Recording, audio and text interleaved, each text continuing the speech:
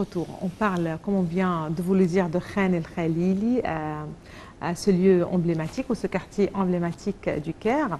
Et quand on parle du mois de Ramadan, le mois de Ramadan est surtout lié au Vieux Caire, au quartier islamique, à des sites comme Khan El Khalili. Pour parler plus de Khan El Khalili, mais beaucoup d'autres sites à visiter pendant ce mois de Ramadan, nous avons le plaisir d'avoir avec nous en ligne, en direct, M. Simon Sayer, qui est un expert en tourisme. Bonjour, M. Simon Sayer. Bonjour. Voilà, on parle du Ramadan. Et quand on parle du Ramadan, voilà, il y a certains lieux qui sont étroitement liés à ce mois. Justement, parmi ces quartiers ou ces lieux, il y a le quartier de Khan El Khalili et toute la région, en fait, du Vieux Caire.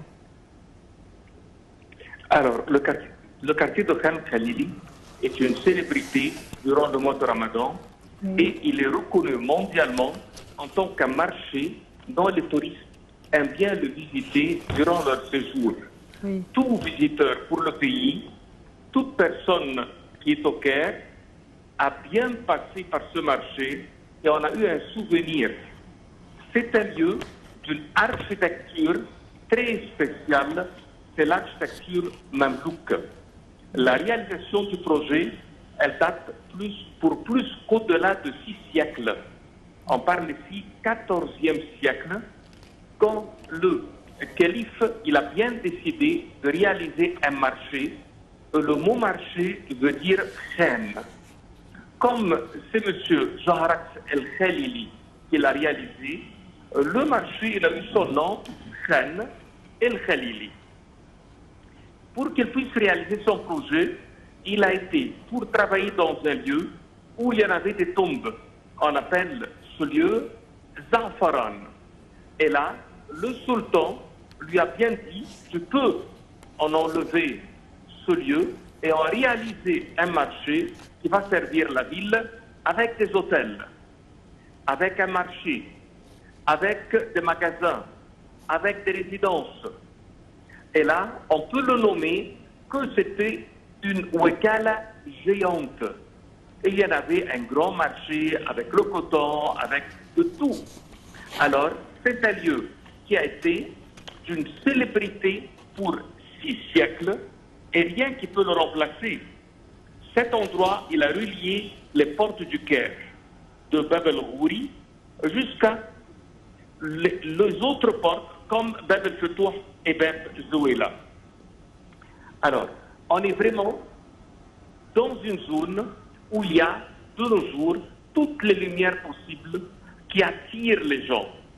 Une fois qu'on se promène à l'heure de l'iftar, vous allez repérer que les gens sont assis, vous invitent à manger, ils ont de tous les délices, jusqu'à la pâtisserie, avec les cafés, avec la musique, avec une ambiance pleine d'amour.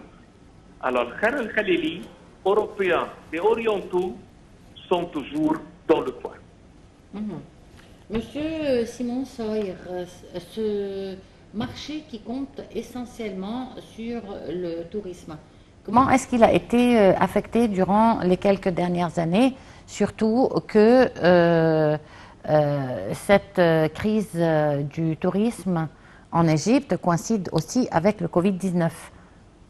C'est vrai que le marché, il a souffert, mais l'avantage, c'est qu'il y a beaucoup de personnes qui ont une clientèle égyptienne, comme par exemple les bijoutiers, comme les gens qui travaillent dans le domaine du coton. En plus qu'il y a une centaine de mosquées et le centre le plus célèbre du monde arabe est l'Azhar. Et de là qu'il y a une clientèle qui passe d'une façon régulière, qui a réalisé de ce lieu un endroit toujours vif. Il a perdu les devises étrangères, il a perdu une grande clientèle, mais il reste toujours très vivant, avec une belle ambiance, avec une grande réception. Et si vous y passez un jour, vous allez dire, de nouveau, je dois y être durant le mois de Ramadan, 1, 2 et 3 fois, c'est merveilleux. Justement, tout près, il y a El Ghouri. Il y a quelques sites à ne pas rater quand on est dans les lieux. Oui, et bien sûr, il y a 642 sites historiques dans ce quartier-là, et il est considéré numéro 1 mondialement. L'Égypte, elle en possède numéro 1 et numéro 2. Alors, cette zone, la rue El Mouiz, avec tout ce qui serait entre Bab el-Nasr, Bab el-Fetouh et Bab Zouila, avec 1642 sites historiques, eh bien, ça c'est le centre de la plus belle architecture qui nous est restée du temps, on peut dire, Shia et Mamelouk à la fois.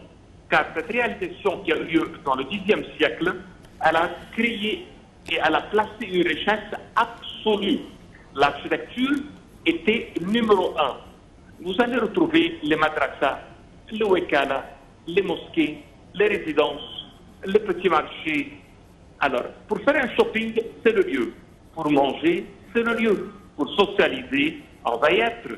Si on veut voir des immeubles historiques, il faut y aller. Les Sabiles, c'est l'endroit. Et les Sabiles, ce n'est pas juste une petite façade. Dans le sous-sol, c'est des casernes d'eau gigantesques. Alors, c'est un endroit où on célèbre le mariage, où on célèbre le décès, où on célèbre les fêtes religieuses. C'est vraiment un centre de l'Égypte dont tout ce qui passe en garde un souvenir inoubliable. Bon, Monsieur Simon Saïr, Khan el-Khalili est connu aussi par la beauté de son architecture mamelouk. Parlez-nous des particularités de cette architecture. Alors, l'architecture mamelouk, elle a été vraiment, pour l'Égypte, on peut dire, très spéciale. Car les Mamelouks avaient toujours un point, c'est que quand on rentre dans une résidence, à la porte, quand on tape à la porte d'une résidence, on ne doit pas voir l'intérieur. On cache toujours cette beauté. C'est une architecture, on peut dire, qui possède une activité qui s'est développée dans le monde aussi bien syro-égyptien. Par exemple, la ville du Caire, pendant 2 siècles, elle a été bouleversée par les nombreux apports des Mamelouks. Ils ne se sont pas contentés juste de faire des monuments, mais ils ont réorganisé la ville, ils ont poursuivi une politique très active pour la restauration. Le plus célèbre, c'est le sultan El-Nasser Mohammed Ibn Qalaoun dans le XIIIe siècle. Il a créé une œuvre d'urbanisme qui est très, très spéciale. Et il a fait un programme dense de construction. Alors, l'évolution qu'il a réalisée n'est pas une évolution qu'on nomme linéaire. Alors, la ville, elle n'a pas cessé de se détruire et de se reconstruire avec lui. La raison, c'est que, bien sûr, durant son temps, il y avait des crues de Nil assez importantes. Les califes abbasides ont continué le travail et ils nous ont créé plusieurs quartiers dans la zone. Alors, dans les généralités de l'architecture, allô? Oui, on vous entend. Il y a eu une importance particulière qui a été donnée pour les complexes centrés sur, par exemple, les tombes des fondateurs. Il y a eu des fondations charitables. Il y a eu ce qu'on appelle le waqf, qui est une source de revenus stable pour une famille, pour éviter les confiscations fréquentes à l'époque. Alors, les travaux qui ont eu lieu, on peut dire sur une échelle monumentale, ils ont pu utiliser la pierre, ils nous ont fait des bandeaux épigraphiques qui courent sur toute la longue de façade, ils ont fait des frises de Merlin. Le coût pour la symétrie qui se traduit par des portails centrés, les coupoles sur tambour à pont coupé, une zone de transition à pendentif, des minarets qui ont été réalisés vraiment parfaites. Alors, les travaux islamiques et mamelouks qui ont été réalisés ont une influence sur nous jusqu'aujourd'hui. Alors, beaucoup de raisons ont eu lieu, c'est la richesse de l'époque, le goût de l'époque et la présence, on peut dire, des expéditions et des voyages qui a ramené pour l'Égypte toujours le summum de partout du monde entier. Monsieur Simon Sawyer, on vous remercie beaucoup pour ces informations très intéressantes et on vous remercie aussi de nous avoir suivis. On arrive à la fin de cette édition de Bonjour l'Égypte. Je tiens à remercier ma collègue Donna Helmi avant de terminer. Merci. Merci Nelly. Et à tous, très bonne journée à tout le monde.